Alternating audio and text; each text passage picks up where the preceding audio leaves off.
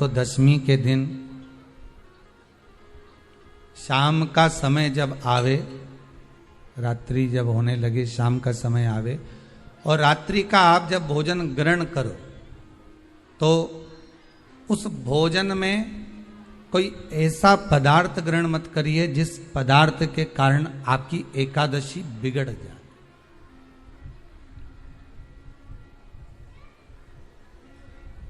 कोई बेकार भोजन हमें ग्रहण नहीं करना,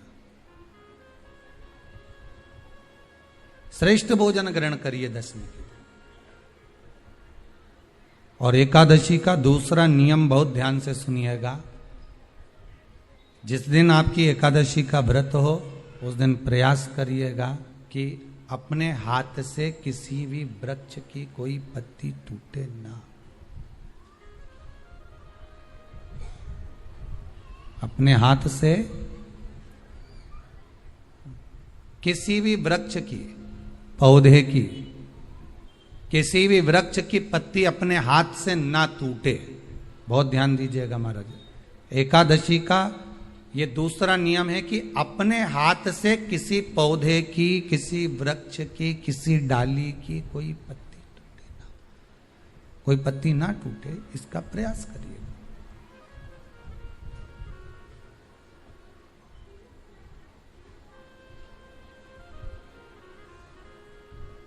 कितना सुंदर व्याख्यान कहा है, कितना सुंदर वर्णन है महाराज कि मात्र एकादशी का व्रत कर लेने पर, मात्र एकादशी का व्रत कर लेने पर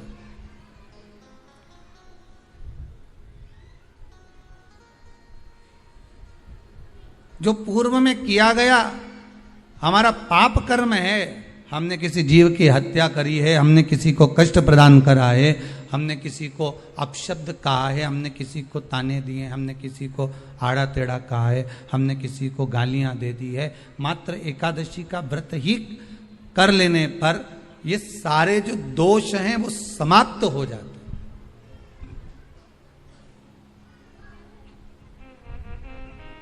सारे दोष हमारे समाप्ति पर आ जाते हैं।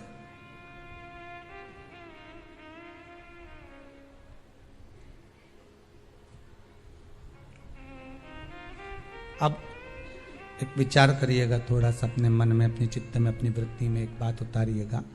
एक अपने मन में एक बात को उतार कर रखिएगा कि आप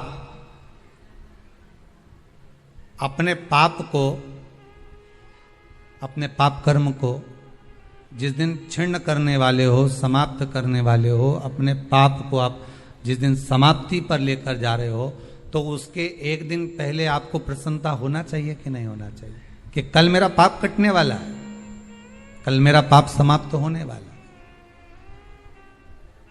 जो मैंने पाप कर्म करा है वो समाप्त होगा, जो मैंने पाप कर्म करा है वो कल समाप्त हो जाएगा। तो एक दिन पहले आपके चेहरे पर प्रसन्नता हो कि ना हो?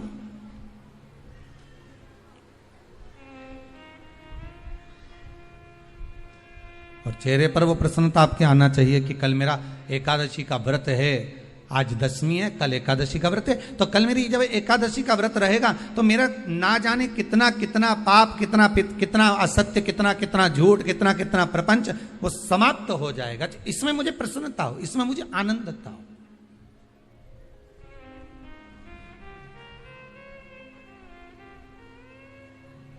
तो क्या कहा गया कि प्रयास करिएगा कि एकादशी के दिन कोई वृक्ष की, कोई डाली की, कोई कोपल की कोई पत्ती ना तोड़ी जाए। क्यों? तो कहा अगर उस पत्ती को हम तोड़ देते हैं, वृक्ष की पत्ती को या क्यारे में लगी हुई कोई डाली की पत्ती को हम तोड़ देते हैं तो एकादशी का पुण्य फल प्राप्त नहीं होता, एकादशी का कोई फल हमारे खाते में नहीं जाता, पुण्य फल प्राप्त। अब फिर भले तुम चाहे तुमने मोरधन खाया हो, चाहे तुमने फिर चिप्स खाई हो, चाहे तुमने फिर व्रत का कितना ही सामान खा गए हो और तुमने सोचा कि आज मेरी एकादशी है, तो फिर उसका कोई फल प्राप्त नहीं है, उसका कोई सुख प्राप्त नहीं है आपको, फिर उसका कोई आनंद प्राप्त नहीं है आपको, फिर उसमें कोई आनंद की अनुभूति आपको नहीं मिल रही।